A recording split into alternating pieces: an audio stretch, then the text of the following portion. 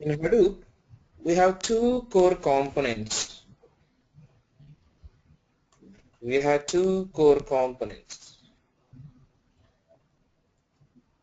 One is HDFS. One is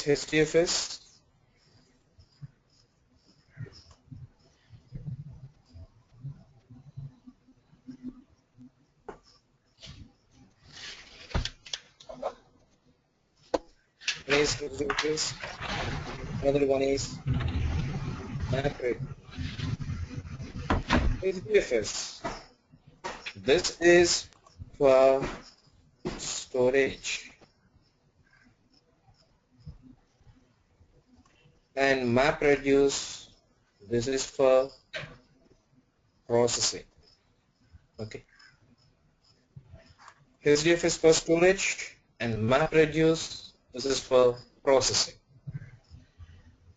In Hadoop, we are storing the data as well processing the data. But in our existing methodologies, for storage scenario we are using RDBMS. For processing scenario we are using Teradata technologies, Netezza, like this. If you want to process the data, must and should you need to transfer the data from storage area to processing area in our existing methodologies. So at this time we got a bottleneck problem and storage expensive. So it's the technology also, it's expensive. So in Hadoop, this is a single framework. In this Hadoop, you have storage and processing. Two mechanisms on single place. That is a Hadoop framework. And now, see. In Hadoop, we have 5 daemons. In Hadoop, we have 5 daemons.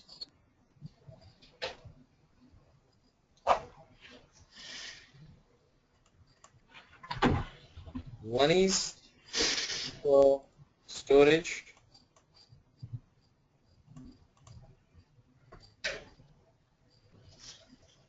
Sorry. The 5 daemons are name node, secondary name node, job tracker. Please remember this terminology, job tracker, data node, task tracker. These 5 are the 5 daemons. So here I'm just grouping these 5 daemons as masters and slaves. Masters, under the masters, name node, secondary name node, job tracker. 3 daemons are called as masters. And data node, task tracker. These 2 daemons are called as slave daemons. So these 3 are masters. In these 5, I just grouped 3 as masters and 2 as slaves. Okay. These are the 5 daemons. Daemons means background process. 5 background processes. These 5 background processes, it provides the functionalities and all the stuff. We'll discuss in deep later. And in Hadoop, we have 2 core components, HDFS and MapReduce. HDFS for storage purpose, and MapReduce, this is for processing purpose. These 2 are called as core components. Under the storage,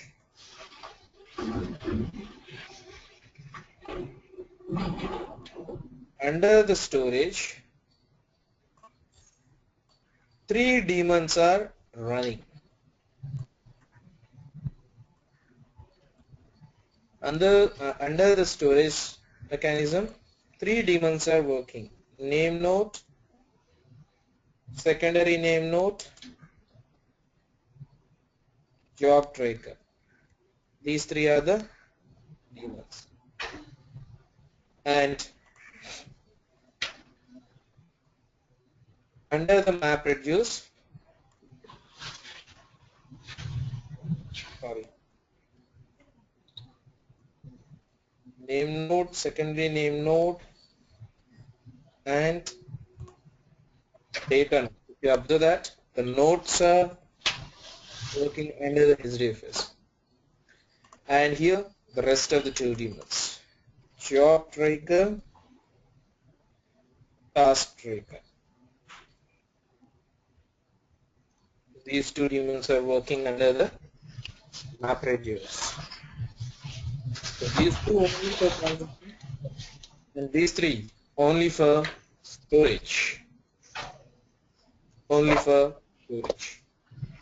Correct. And here, just we'll discuss about this Hadoop in our natural language. Not in Hadoop terminology, we'll discuss about this in, just we'll compare this Hadoop to our natural language.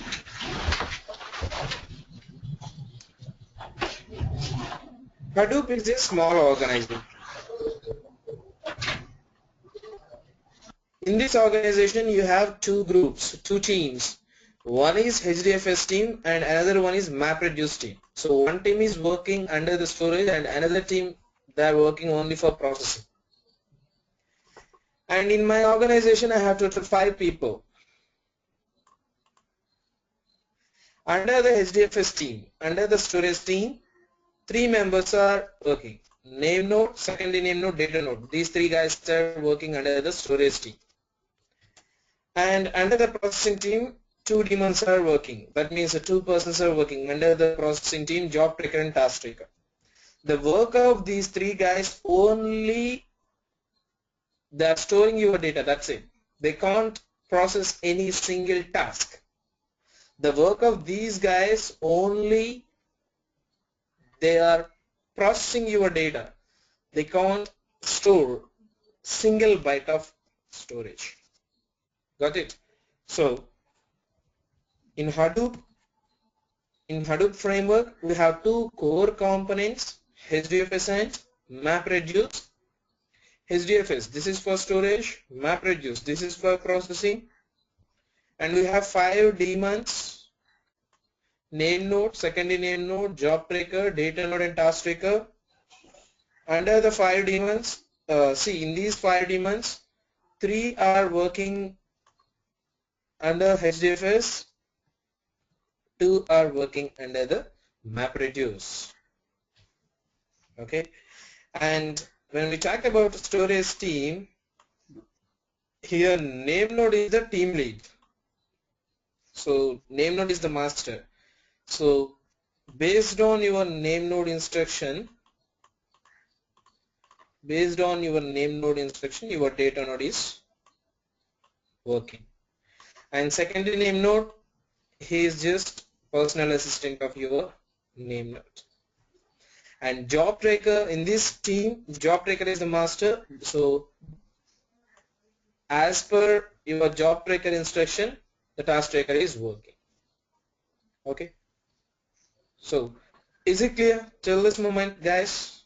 Ahmed, Varun, Vivek? Yes. Yeah, it's crystal Yeah. clear. Do you have any query? Fine, right? Yeah. Good. Now I will give you the clarity. Uh,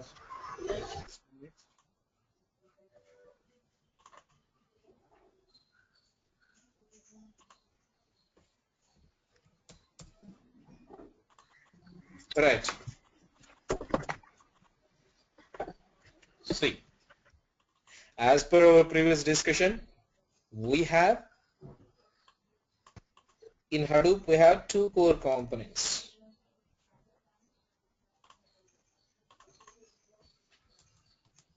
They are HDFS and MapReduce.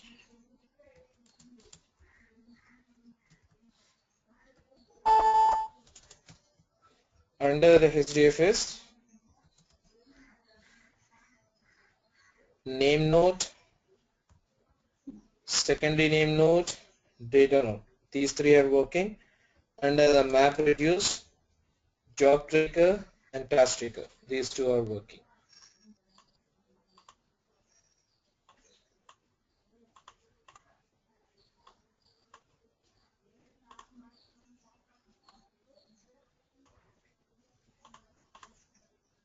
Right.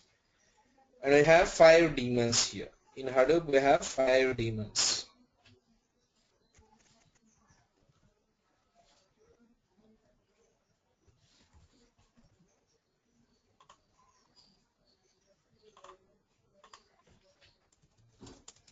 Five daemons. They are masters and slaves. Under the masters,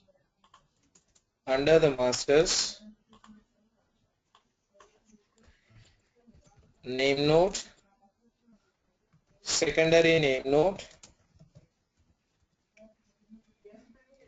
data node. Oh, sorry, job tracker. Job tracker. These 3 daemons are working. Under the map reduce,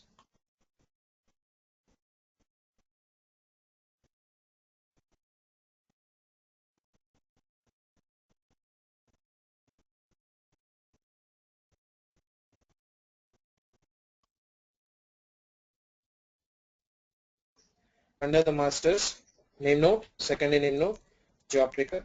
Under the slaves, data node and task tracker. These 2 daemons are working. Okay.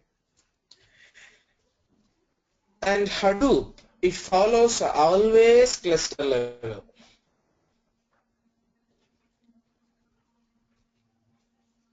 Sure, definitely.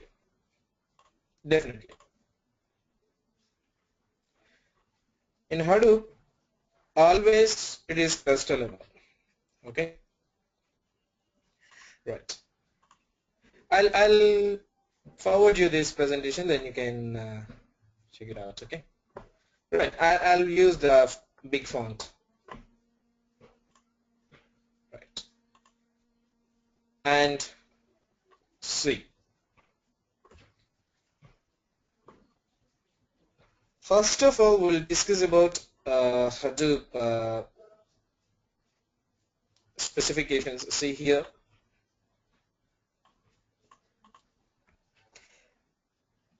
Hadoop, it runs on cluster level.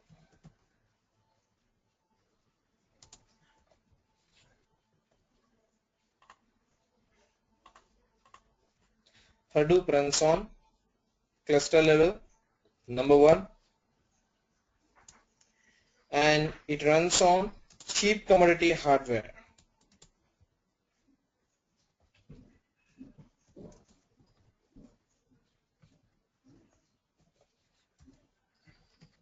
Cheap commodity hardware like our 1 GB RAM, 2 GB RAM, 3 GB RAM, 4 GB RAMs, like that.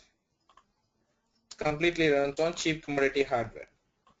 Okay, we'll discuss about this later. See, and Hadoop runs on cluster level, so I'll draw the production cluster now. See, cluster means, you know, group of machines. Cluster means group of machines. Let us consider here, so each and every rectangular box is one computer. Okay, each and every rectangular box is one computer. 1, 2, 3. 1, 2, 3.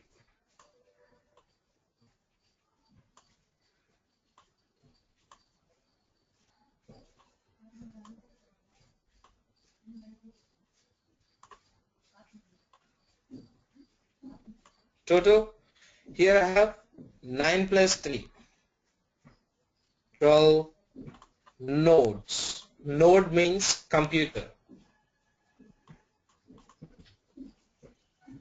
Here you have 12 nodes. Node means computer. So here this is my 12 node cluster. 12 node cluster.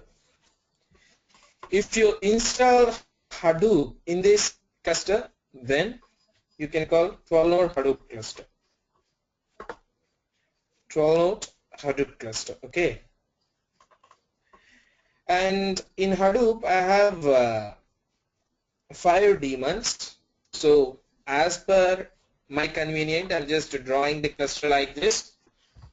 So here I have 12 node Hadoop cluster.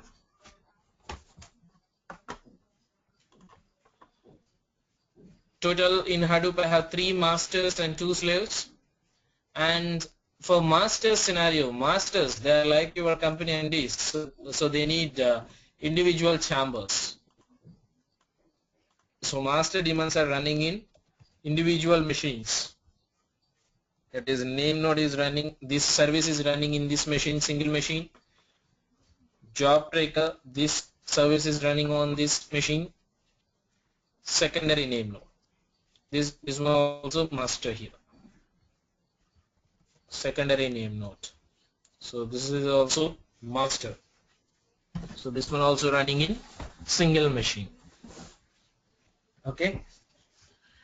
And data node and task tracker. These two are slaves.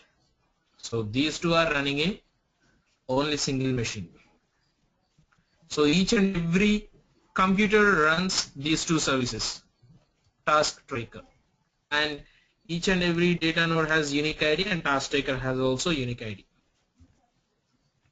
I'll just reduce the size. Yeah.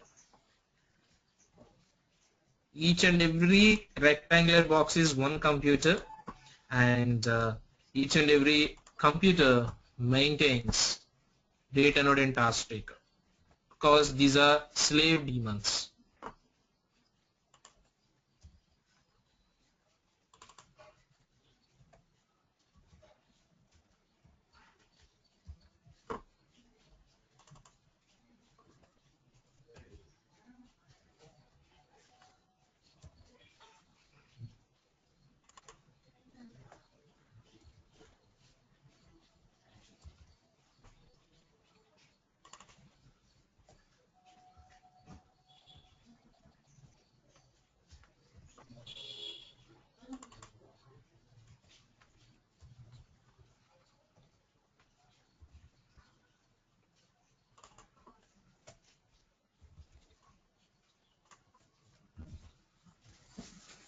Okay, and now see, Hadoop follows rack awareness. Hadoop follows rack awareness. So here Hadoop follows racks. So you can take, these are all a single rack.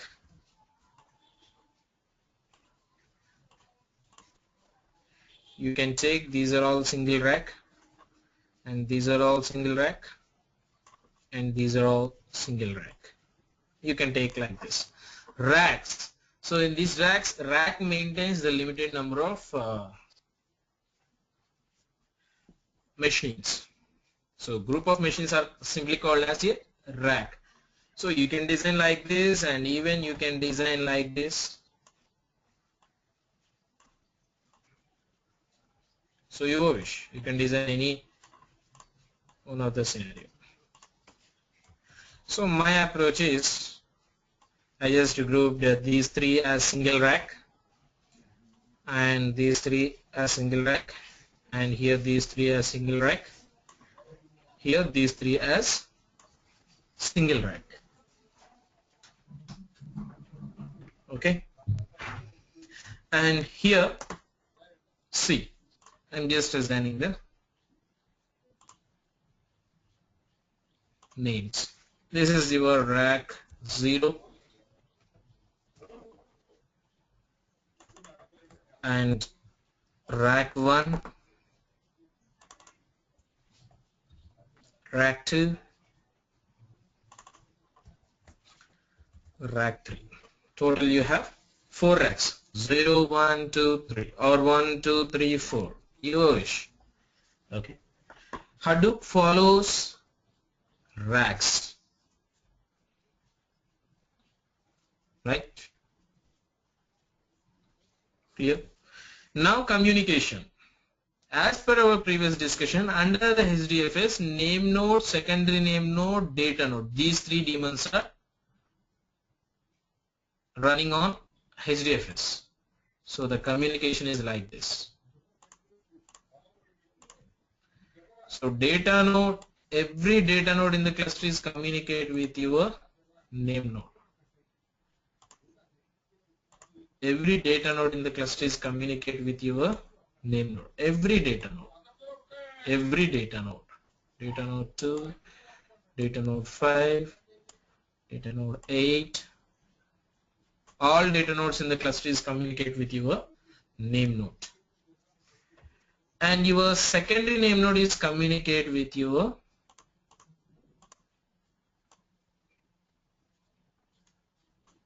name node. Okay. And your name node also communicate with your data nodes. Is just bidirectional, so that's I'm doing like this. And here secondary name node is communicate with your name node. Right.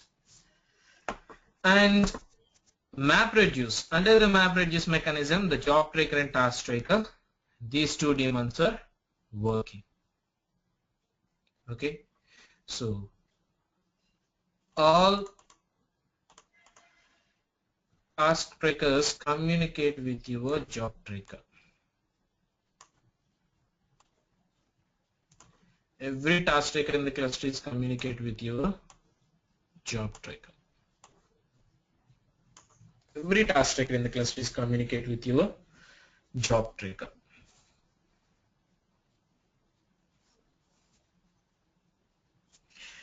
And here name node and job tracker, they are communicate with each other.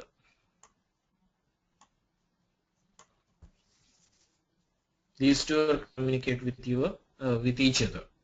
Okay. So the communication is clear, right? In Hadoop, we have two core components, HDFS and MapReduce. This is for storage, HDFS for storage, MapReduce for processing. HDFS. Under in Hadoop, we have total 5 daemons. I grouped 3 as masters and 2 as slaves. Under the HDFS, name node, secondary name node, data node. These 3 daemons are working. Under the MapReduce, job tracker and task tracker, these 2 daemons are working. Okay. Now, as per my convenience, I'm just designing the cluster. Your production cluster is like this architecture. Your production cluster is like this architecture. Okay.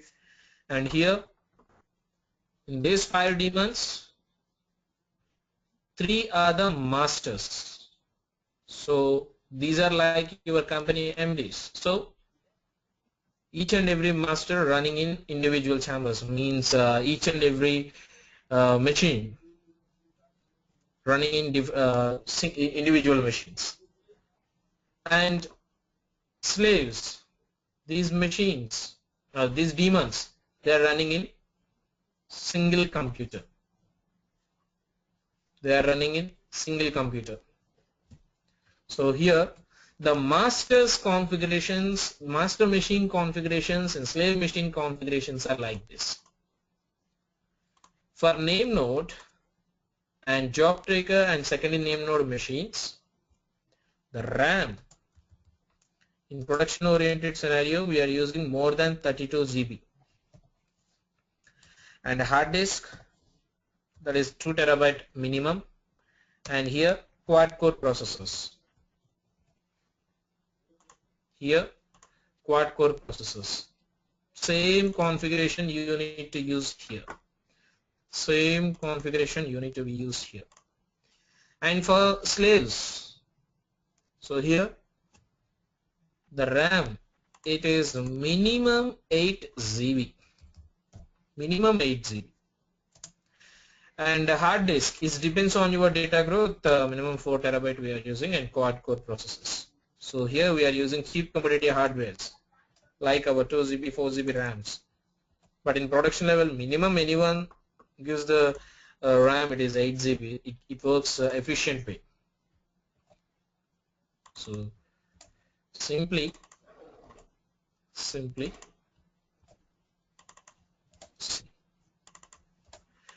for master chamber, you need to, for master chamber, you need to give bit more configuration, hardware configuration when compared to slave chamber. So this is complete slave chamber. This is your master chamber, right? So for master scenario, you need to configure bit high-end hardware, and here you need to use cheap commodity hardware. Okay. So is it clear till this moment, guys? Vivek, Varun, Yes, it is. Ahmad. Yeah, it is clear. All right, can we? Yeah, good. Right. Even for me. Right. So now we'll discuss about the functionalities. Just a So, minute. a small question. Sure. Carry on. The slaves are all interconnected to each other. I mean, like Exactly. They communicate with each other. they're interconnected, right? Like so. Yeah. 1 gig Ethernet. They communicate with each other internally. Okay. Okay. Now we'll discuss about the functionalities. Okay. And before that, I'll say this. What's the name? ACK. Right. So now functionality. See, just give me a couple of minutes.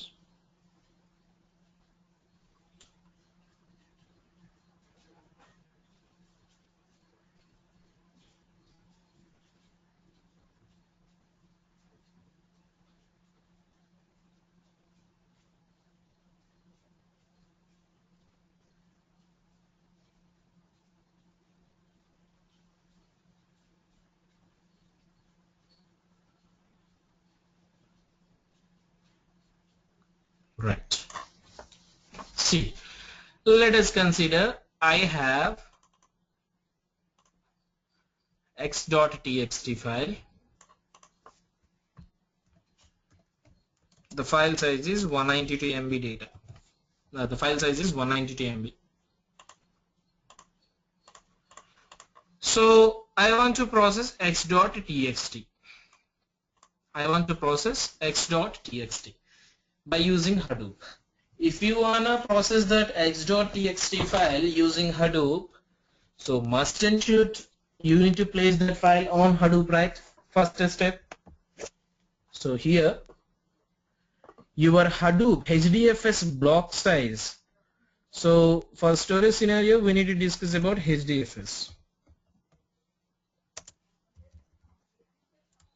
HDFS block size is default block size, that is 64 MB. The block size 64 MB is not a simple block size, right?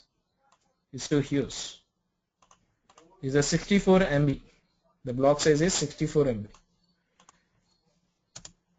And here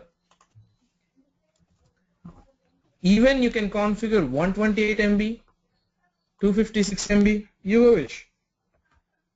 As per your requirement, you can configure 128 MB, 256 MB, 512 MB, you wish.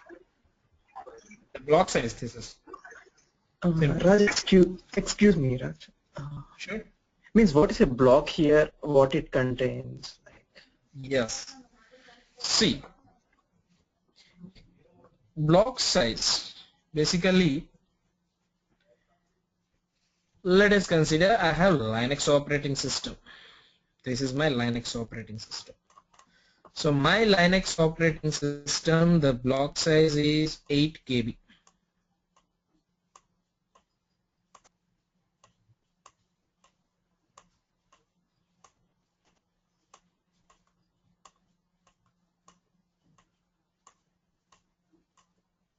So my Linux operating system block size is 8 KB. I have 64 MB data. I want to store 64 MB data, or else I have some video or audio. The size is 64 MB simply. Just for this, I'm just taking 64 MB. The block size here is 8 KB. So whenever you store this 64 MB data into your file system, internally it consumes 8,000 blocks. Your 64 MB data split it as 8 KBs and it's split it as it's stored as 8,000 blocks internally in your operating system. So that means your 64 MB maintain small pieces like this, 8 KB blocks in your Linux operating system.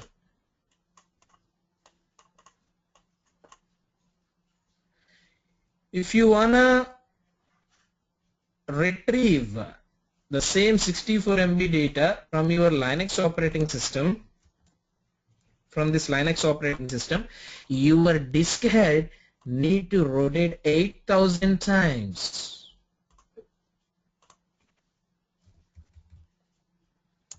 Why? Because internally it consumes 8,000 blocks, right? Your disk head read the data as block by block.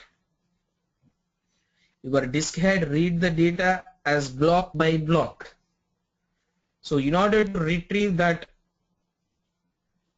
data as block by block is called simply disk seek time. In order to retrieve the data back is nothing but disk seek time. So your 64 MB data internally stores 8,000 blocks. Why? Because your block size is 8 KB. It's too small when compared to Hadoop block size.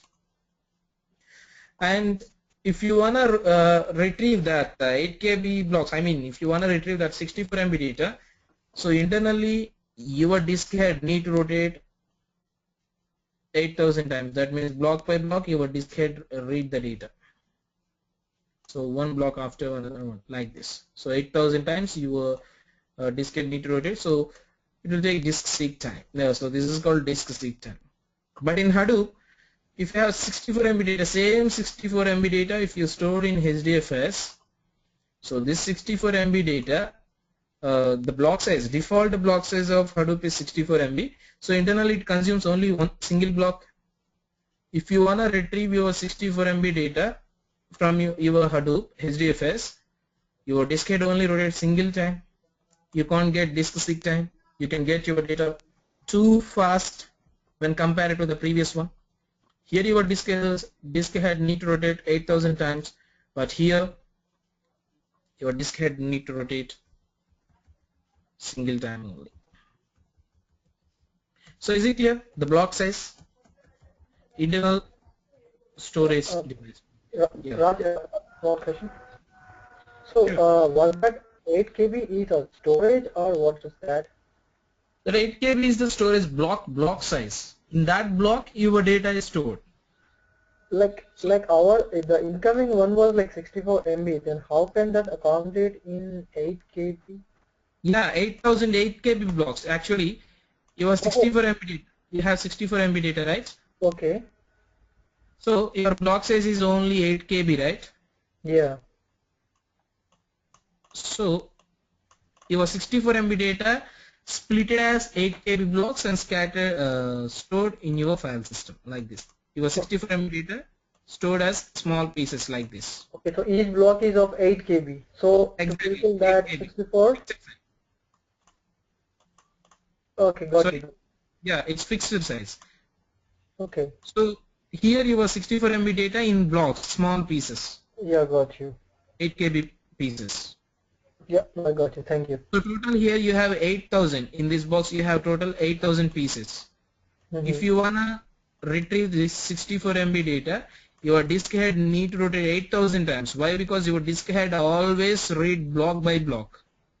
Yeah. So obviously you got latency, right? Yep. But in HDFS, the default block size is 64 MB. Here 8 KB, but in HDFS, in Hadoop, you have only 64 MB. So if you want to store 64 MB data, Just one your block. only single block.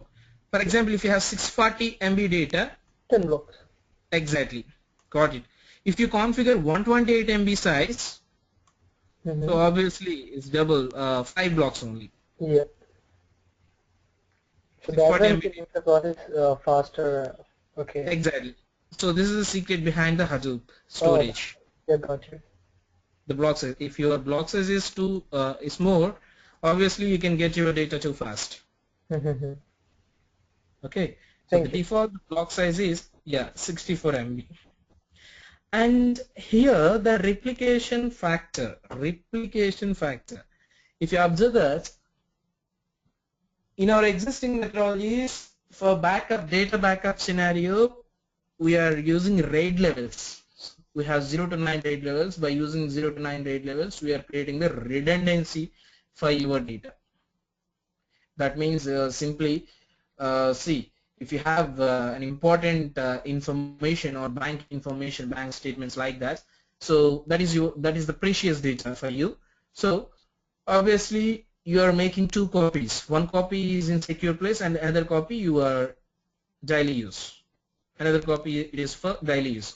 If daily used copy, if it forgot, not an issue. If you forget that, you have one more copy on secure place, right? Same as you need to create the backup for your data always in Hadoop. For that, we are maintaining the replica, simply replication. So the replication factor is, it is always 3 replication factor. Default is 3. Even you can configure 1 to up to 512 replications. Default replication is 3. Even you can configure 1 to 512 replications. So replication factor 3 means you have 640 MB data or 1 terabyte data. Okay, so you need to store 1 terabyte data by using 64 MB block size. So obviously your 1 terabyte data split it as small pieces as 64 MB blocks and scattered across the cluster. So here your 1 terabyte data following with replication factor, it maintains 3 copies. Replication means copies, replica. So total your 1 terabyte data copies 3 times across the cluster. So here 1 TB, 1 TB, 1 TB, total 3 terabyte. 3 terabyte split it as 64 MB blocks and scattered across the cluster. If one copy is corrupted by any one of the person or any machine, you have 2 replicas available. So always one is available. Always at least one replication is available. One copy is available in your cluster. Okay. The replication factor is 3. I'll show you how to do that and all the stuff. So by using replica mechanism, we are maintaining the backup in your Hadoop cluster. Right. Now I have x.txt file. So obviously my x.txt file size is 192 MB. So obviously it split it as 3 my block size, default block size 64 MB. And here my 192 MB data split it as 3 pieces like this. So this the block size is 64 MB, 64 MB and 64 MB. Your 192 MB split as 3 blocks, right? And each and every block has unique IDs. Each and every block has unique IDs like this. Okay. And here your replication factor is 3. So your 192 MB data copied 3 times, same data copy, maintain 3 copies in your cluster. Right. Now So you have x.txt 192 MB size, your block size is 64 MB. Based on that, your 192 MB split it as small pieces, and each and every block has unique IDs and they are following replication factor. Now your data, your raw data, it is stored on your data nodes. As per our previous discussion, under the HDFS you have name node, data node, secondary name node working. HDFS, that is for storage scenario. So block A is here and here. So scattered across the cluster based on availability, your 192 MB data scattered across the cluster like this. So based on availability, not in a particular machine like that. You don't need to choose particular one. So based on availability, it maintain always 3 copies like this.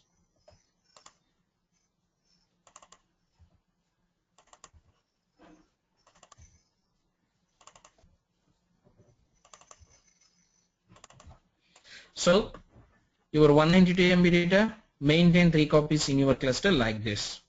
And if you observe that 2 copies in one rack, 1 copy in another rack, 1 copy in another rack, 2 copies in single rack. Okay, if you observe that 2 copies in one rack and 1 copy in another rack. So this mechanism is called rack awareness. Hadoop follows rack awareness.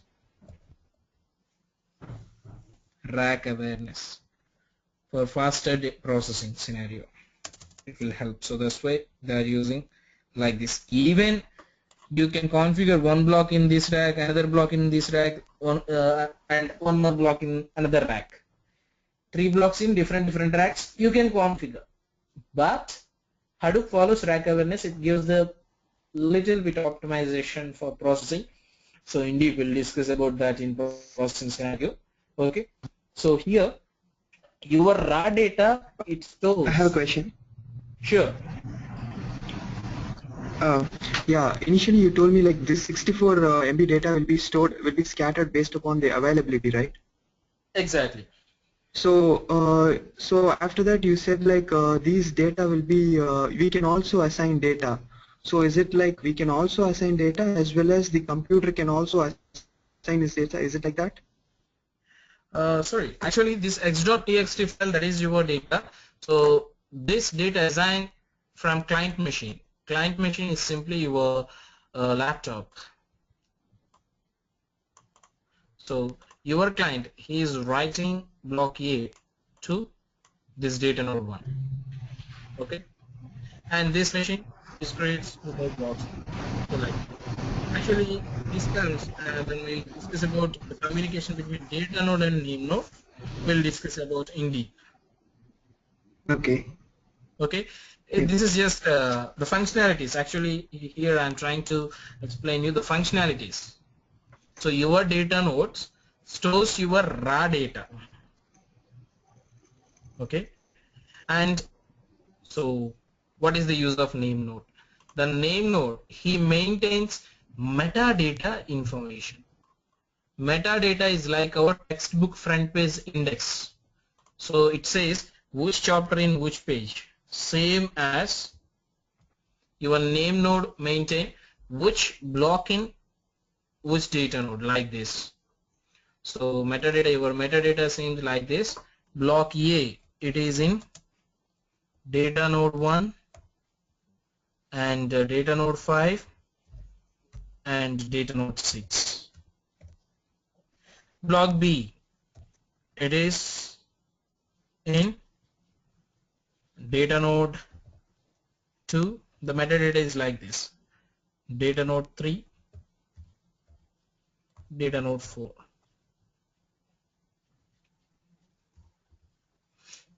Block C,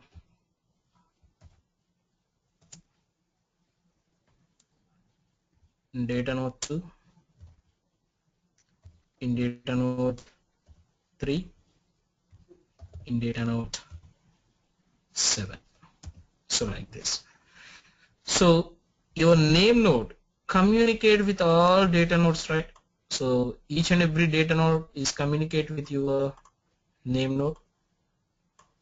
They're sending the heartbeats, means TCP/IP protocols. Since this is the cluster level, so each and every data node they communicate with TCP/IP protocols. They're using TCP/IP protocols. They communicate with your name node. Okay, so through these protocols, simply in Hadoop terminals we call heartbeats. These TCP/IP protocols we are called as heartbeats. So through heartbeats, your data node sends this information to name node.